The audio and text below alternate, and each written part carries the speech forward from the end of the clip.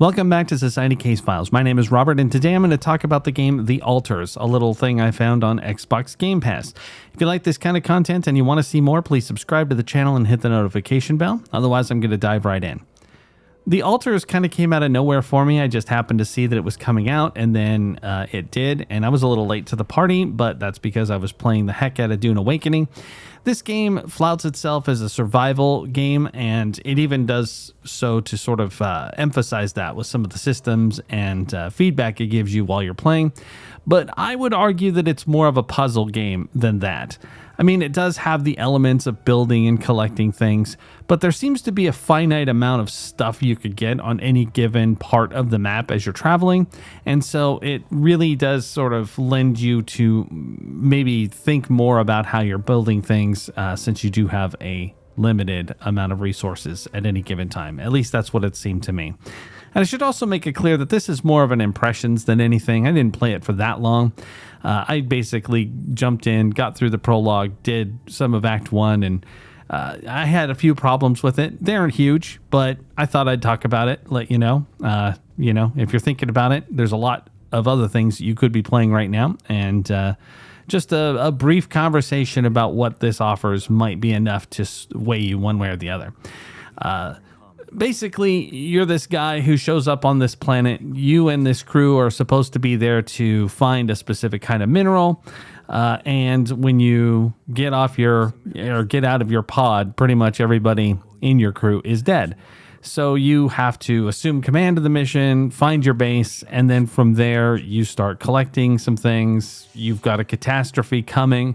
The planet is going to get scorched and everything on it is going to die. So you pretty much have to hurry to get to a specific location for a rescue or for a departure, whatever it ends up being. And along the way, you find some of the crazy material that they're after, as well as build new things for your base and so on and so forth. Now, the big contention behind the game, the thing that makes it unique and interesting, is the fact that in order to do all of this, you need to use the new material in order to make alternate versions of your character.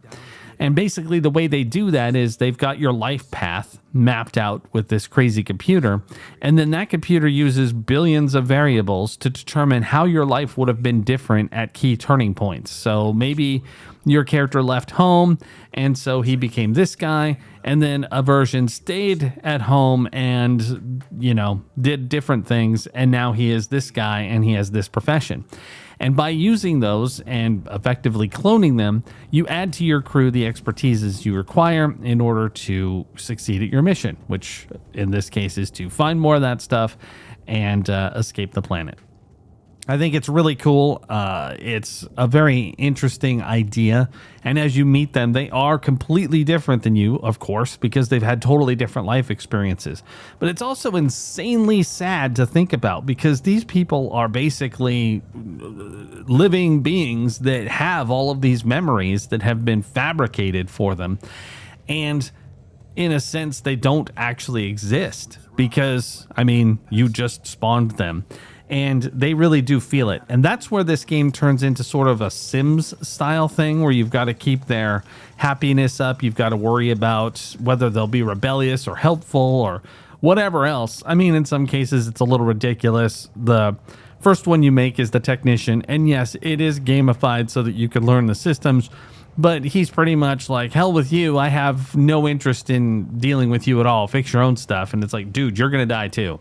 And while he might be experiencing an existential crisis, he does express that he still has those feelings and memories. So I just don't really think it'd be overly realistic for him to be like, nah, I got nothing to do with this. All that said, I found the Alters part of the game to be probably the most interesting. I think that it is the part that deserves the most attention, and it certainly has the most interesting impact on it as well.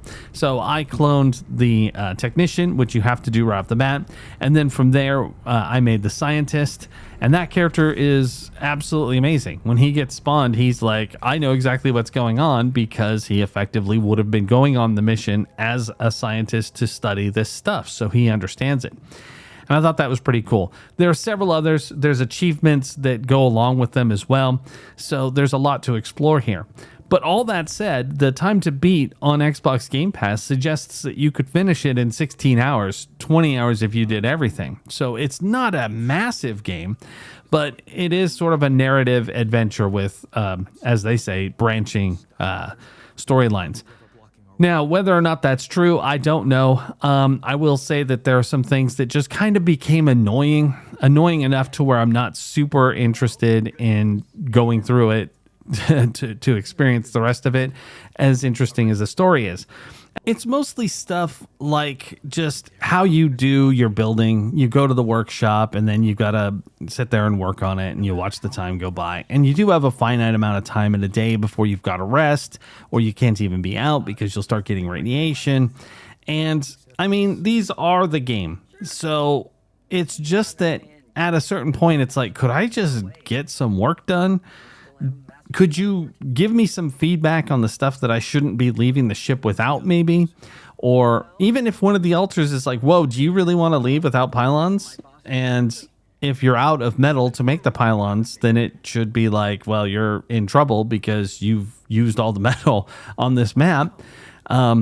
It's just like, I don't know. There's just slight inconveniences that it's like, okay, I guess. I mean, thank you for making it feel like a real job.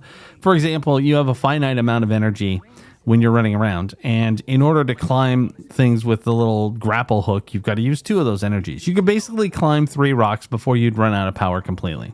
Now, technically, you could put down a pylon and then try and connect it back to your ship so that you could re-energize your suit, but then you'd have to have more pylons. So it's a lot of busy work, and there's a lot of admin, and occasionally you'll be like right in the middle of something. You're trying to figure out exactly how you're going to get a mining thing up, and then one of your altars is like, hey, I need something, and now you've got to drop things and go and talk to them, or a call comes in. You've got to go deal with that.